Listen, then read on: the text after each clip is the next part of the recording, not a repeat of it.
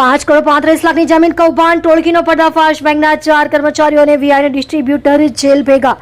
સુરત શહેરમાં જમીન વેચાણના બહાને આચરવામાં આવતા આર્થિક ગુનાઓ સામે સુરત પોલીસના ઇકોનોમિક ઓફેન્સ વિંગ દ્વારા મોટી કાર્યવાહી કરવામાં આવી છે. કૌશલ્ય કરોડો રૂપિયાની જમીન કૌભાંડ આચરતી એક હાઈટેક અને વ્યવસ્થિત નેટવર્ક ધરાવતી ટોળકીનો પર્દાફાશ કર્યો છે.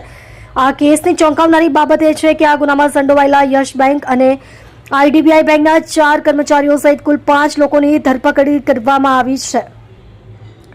રૂપિયા 5 કરોડ 35 લાખથી વધુની માતબર રકમ પડાવી લીધી. મળતી માહિતી મુજબ આ સમગ્ર કૌભાંડનો મુખ્ય સૂત્રધાર રવિકુમાર કોલડિયા અને રવિકુમારે વિદેશ રહેતા અસલ જમીન માલિકોની જાણ બહાર તેઓની ખોટી સહીઓ કરીને જમીન વેચાણનો આખો કારસો રચ્યો હતો. શાતિર કૌભાંડીઓએ ફરિયાદી પાસેથી જમીન પેટે કુલ રૂપિયા 5 કરોડ 35 લાખથી વધુની માતબર રકમ પડાવી લીધી હતી. આ કાળી કમાણીને સગવડ કરવા માટે જમીન માલિકોના નામે બેંકોમાં બોગસ ખાતા ખોલાવવામાં આવ્યા હતા. બેંક કર્મચારીઓને સિમ ડિસ્ટ્રીબ્યુટરની મદદગારી. આ બોગસ બેંક એકાઉન્ટ ખોલવામાં યશ બેંક અને આઈડીબીઆઈ બેંકના 4 કર્મચારીઓએ નિયમોને નેવે મૂકીને ગેરકાયદેસર રીતે મદદગારી કરી હતી, જેને પગલે ઈ કૌશલ્ય તેઓની ધરપકડ કરી છે. આ ઉપરાંત ખોટા દસ્તાવેજોના આધારે બોગસ સિમ કાર્ડ એક્ટિવેટ કરી આપનાર વોડાફોન આઈડિયાના અધિકૃત ડિસ્ટ્રીબ્યુટરની પણ પોલીસે ધરપકડ કરી લીધી છે.